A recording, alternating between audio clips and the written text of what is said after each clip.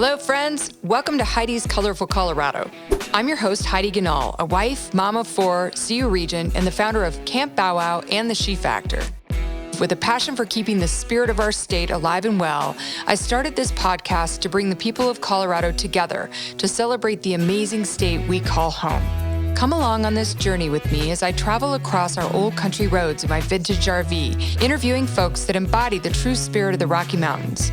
From the Front Range to the Mile High City to the Wild West of Southern Colorado, we'll celebrate the history, beauty, and Coloradans that make this place the colorful state it is. Each week, you'll meet people trailblazing the way for an even more colorful future for us all, making a huge difference along the way. Are you ready for a Rocky Mountain ride? Let's do this, Colorado.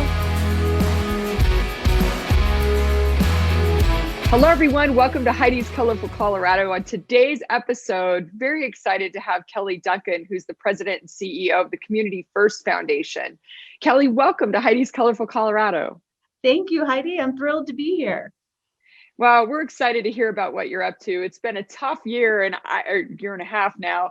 And I saw that you started with Community First in the beginning of 2019. So what a time to be thrown into this. Was that quite an adventure?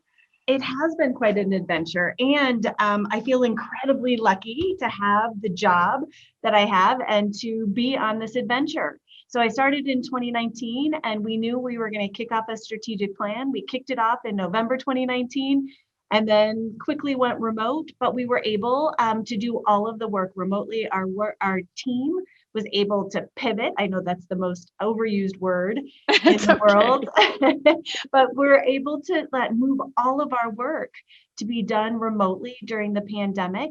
And we had one of our best years ever. And if you look at the numbers on coloradogives.org, which we run, Colorado Gives Day in 2020 was the best day we've ever had because of the generosity of Coloradans. We raised $50 million to support Colorado nonprofits. That is fantastic. And that warms my heart. It just reminds me again, what a great state we live in and what wonderful people live here and are part of our community. Okay, tell us real quick. First, I want to talk about Community First. Then I want to learn a little bit more about you and how you came to be in this position and find your passion. So tell us a little bit about the foundation and Colorado Gives Day and what the plan is for this year. Yeah. So Community First Foundation is a community foundation. So we do two things. We help generous donors create funds. You can think of them as charitable giving accounts. They use those funds to fulfill their charitable interests. And then on the other side, we make grants to nonprofits. And our focus is that all communities in Jeffco have the opportunity to thrive. So we make grants to nonprofits who are making sure that Jeffco residents have their essential needs met. They can be prosperous economically. They can be engaged civically, and that they live and work in resilient and connected neighborhoods. So that's what Community First Foundation does. Wonderful. And then for Colorado Gives, so we also run an online giving platform that connects Colorado donors with Colorado nonprofits. And our vision for coloradogives.org is to provide an unparalleled experience as the most trusted source for donors to discover and support nonprofits in their community. And we leverage that platform every day not every day, we leverage it every day, but we leverage it for a giving day once a year called Colorado Gives Day. And this year, mark your calendars, it's December 7th. Okay. But like every year, you can start scheduling those donations November 1st. And our goal for Colorado Gives Day this year is to raise $45 million. And for the first time, we are really opening up the incentive fund. So we always have an incentive fund that we seed in partnership with First Bank. We seed it with $1 million. And what it does is boost every donation that's made on Colorado Gives Day. So if your nonprofit gets 10% of everything that was raised, you'll get 10% of the incentive fund. So we're working to get corporations who want great exposure to a huge marketplace and really good brand awareness to sponsor the incentive fund to boost every donation that's made on Colorado Gives Day. That's fantastic. Colorado Gives Day, I think, has become somewhat of a legend in Colorado. I mean, for those of us that have run nonprofits, but those of us who run companies, we trust you guys. We trust that we're doing great work when we get to be a part of it. So tell us a little bit about the history of Colorado Gives Day and how things have evolved and become such an amazing deal in Colorado. So first of all, I love that you say you trust us, because that is our hope, to provide this platform that gives donors assurance that they're giving to verified nonprofits. So we started the platform in 2007, and I can brag about it because I had no part of it. So as I said, I've only been here since 2019. But in 2007, I always like to say this, that was the year the first iPhone came out, and most of us were still renting movies from Blockbuster. So that's when Colorado Gives was started. And the founders, or the leadership at the time of Community First Foundation, recognized that things were going to start moving online. So at the time, people weren't even buying things online that much, let alone donating money online. But they recognized it was going to move that direction, and that it was going to be really expensive for every single nonprofit in Colorado to create the capabilities to take donations online. So they said, what if we created an infrastructure that could be used by as many nonprofits as wanted to use it, to take those online donations? So that was the impetus behind Colorado Gives. And then we had the idea in 2010, in partnership with First Bank, to use that platform to create Colorado Gives Day, a day to really harness the generosity of Coloradans to support nonprofits. And it's become the second largest giving day in the nation.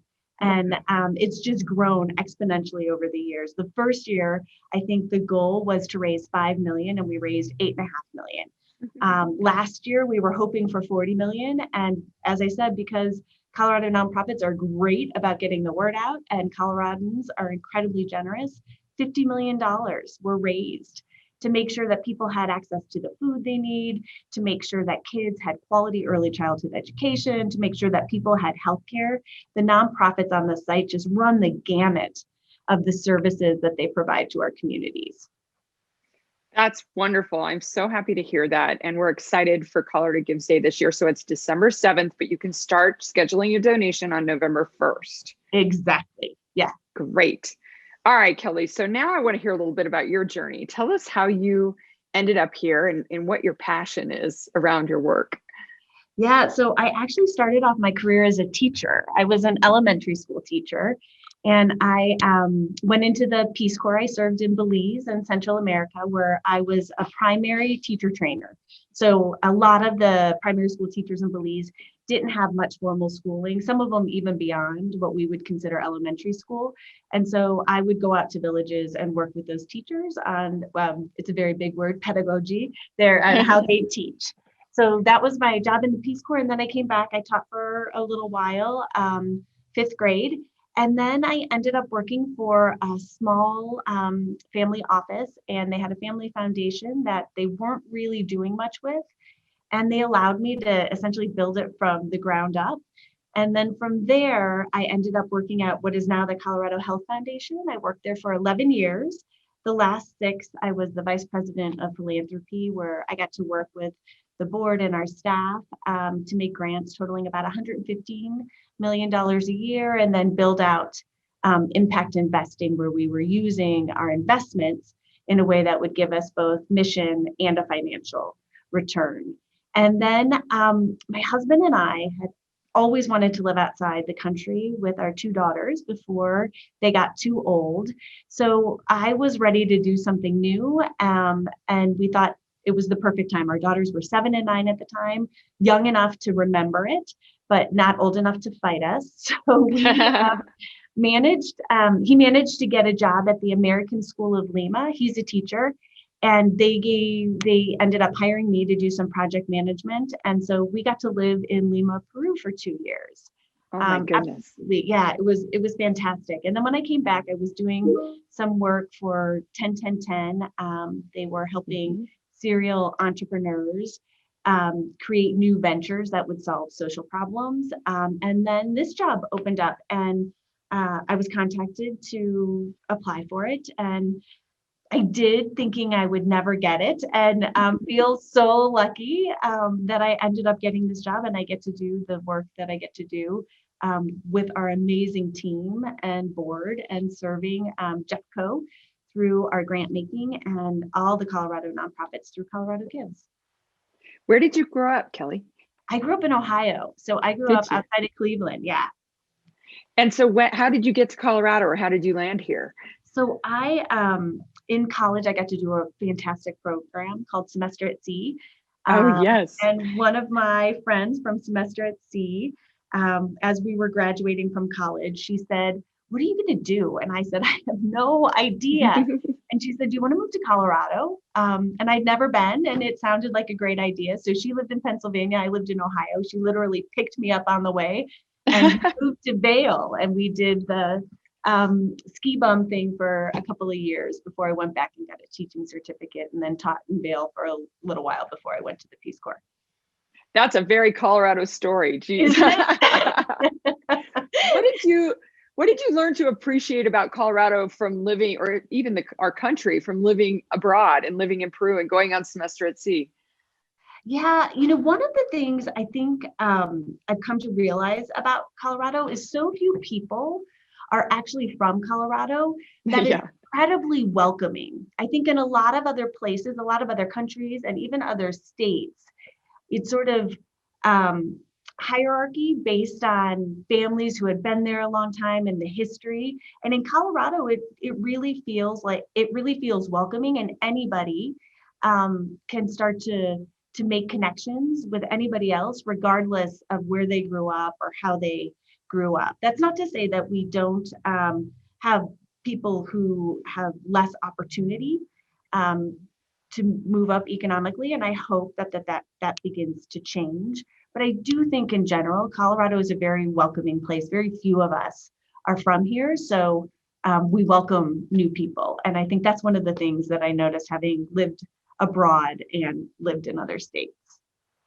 Yeah, I agree with you. I think that people choose to live here. They make a very intentional decision to come here to live this lifestyle and have this approach to life where we're thinking big and we're trying to solve big problems and we're trying to build great community.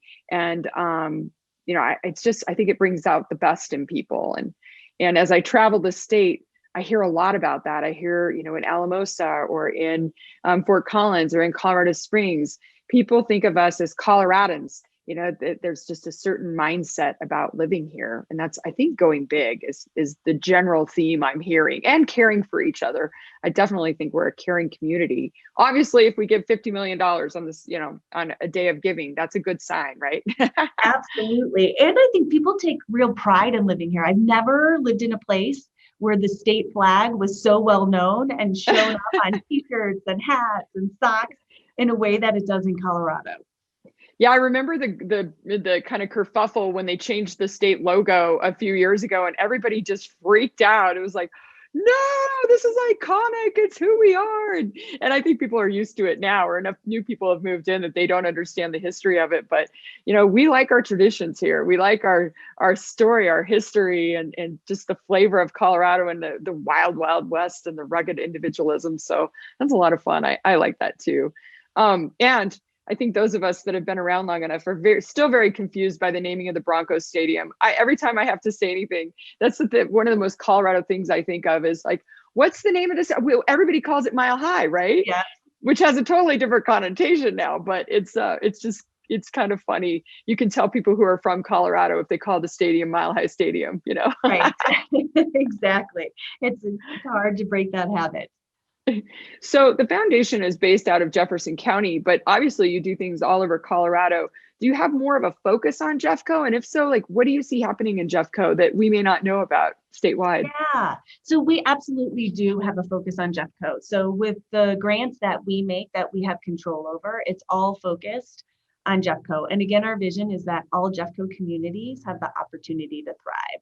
And we're really intentional about saying all communities, because we may define our community by the physical place, the geography where we live, but we also could have affinity communities. So I may be a mother of a child with special needs. I could have a community of other parents of children with special needs. So we really want to recognize all those types of communities. And then we have the word opportunity in there very intentionally as well, because we believe it's at the heart of equity. And if people don't have opportunity, it's really hard for them to thrive. So our vision is that all Jeffco communities have the opportunity to thrive. And I think some of the things that we're seeing in Jeffco, which are probably not dissimilar to what we're seeing in some other counties, is change. We see an aging demographic in Jeffco, which I think portends change in the future. So how do you start to both care for individuals who are aging and give them the choice that they want to age in the way that they would like to age, while also making sure that you're getting ready for younger people to be part of the community? I think it's no surprise that affordable housing and workforce housing has become a real problem throughout Jefferson County. It's hard for people who are working jobs like teachers or in law enforcement or firefighters to be able to afford housing. So that's absolutely something that we've been seeing more and more. I think through COVID, we saw a tremendous amount of collaboration among nonprofits in Jeffco, and it's really incredible to see. So all of the food pantries immediately got together and started to meet every Friday on how they could make sure that Jeffco residents were not just able to access food, but they could do it safely, and they could access food that was culturally appropriate to them. And so that group continues to meet, and now they're starting to think, okay, we managed through COVID. Now, what does it look like in the future? And how can we create a system so no one is hungry again? And so everyone has access to nutritious and affordable food. So that's something that's big and happening in Jeffco, and we're part of partnering with Jeffco Public Health on a grant to promote food security through larger efforts around systems change and advocacy and innovative and entrepreneurial ways to provide that food. So those are some of the things that we're seeing in Jeffco. Thank you. I think I appreciate that, and I think that Jeffco leads on a lot of things in Colorado, and you guys, are ahead of the curve in a lot of ways, and bringing people together to make sure that our families aren't hungry is probably a number one mission for all of us. So I appreciate the work you do. Kelly, tell me a little bit about your love of Colorado. We talked about it earlier, but when people ask you why you live here or what embodies the spirit of Colorado, what do you say? I'm going to say weather first. Like when people say why, like weather jumps, but it's beyond just weather. I think it's access to the outdoors. And I think we have a real ethos of we work hard, but we also play hard. And there's so many opportunities, at least for me and my family, to get outside and to enjoy the weather, to enjoy the mountains. I love that we have 4 seasons. I love the welcoming nature of Colorado. And those are some of the things that have drawn me to Colorado and why I live here. That's perfect. That's a great answer. And I so agree with you. Tell me what the most Colorado thing you've ever done is. Well, I think you might have said it when I jumped in a car with a friend who was coming from Pennsylvania, and we drove out and lived in the mountains and did the ski bum thing. I think another very Colorado thing I've done is a hut trip. I think that feels very, I'm sure it happens in other places, but I only hear about it in Colorado. So we ski and we put skins on our skis, and I'll actually tell you a funny story about a hut trip. So my husband and I, for our wedding, someone bought us a hut for a weekend. So we could have it for ourselves and we could ski in. And I don't know if you remember, I'm not even going to remember the year. It must have been 2004, 2003. There was a huge storm in Denver, huge, like 3 feet of snow. And that was the weekend we were going to go. So we made it down. No. It was in southern Colorado. And they had gotten a lot of snow as well. And we had read that it was a pretty easy ski in, maybe 1 to 3 miles, but it wasn't marked. So you had to have pretty good sense of direction, which should have been our first clue that maybe this was not the hut for us. But we decided we were going to do it. And we got lost. We ended up skiing for like 10 hours and snowmobilers took us out to our car. We never found the hut, and luckily my sister-in-law lived in the San Luis Valley, so we could go spend the night with her that night. And then we decided we'd try it again in the morning. And they gave us a GPS to use. We still couldn't find the stinking hut. Like, we went out for a couple hours. We're like, we can't find it. We ended up coming home and driving to Denver. So I think that may have been the most Colorado thing. That's a pretty good one. And that's so unfortunate. I know. But we were both like, oh, this is how really bad things happen in the mountains. Like we Yes. have got to stick together. Thank goodness we have water. Oh yeah. And thank goodness for those snowmobilers who ended up taking us out, because it would have been an even longer ski day. Oh my gosh, that's a very Colorado story, and I'm glad it has a happy ending. Yes, And it even does. with GPS.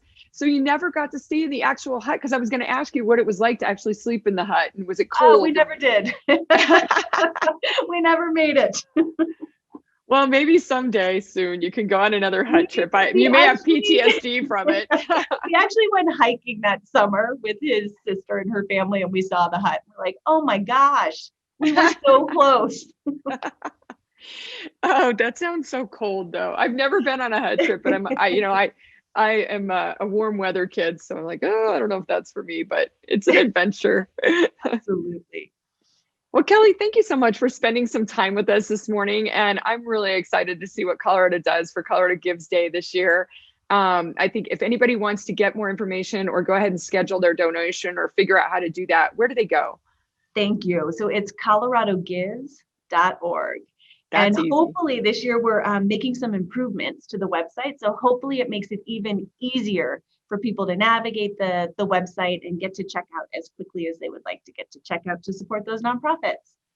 Well, I know when I was running Camp Bow Wow, we had the Bow Wow Buddies Foundation, and we were on Colorado Gives Day several times. And it was just astounding, the momentum and the traction we got. We saved so many doggies with that money. So I appreciate all you do. That's wonderful. I know there's lots of other good nonprofits out there to donate to on Colorado Gives Day. I think the Bow Wow Buddies Foundation still may do it, but I'll check on that and I'll put the link if so. But thank you so much, Kelly. I hope you have a wonderful day. Keep doing the great work you're doing, and give everyone a big kudos from us at Heidi's Colorful Colorado for all that you do. Thank you, Heidi. Thank you for joining us today on Heidi's Colorful Colorado. If you enjoyed this conversation, don't forget to rate, review, and subscribe. And definitely follow me on Instagram to keep up with my latest adventures. In the meantime, happy trails from me, Heidi Ganal.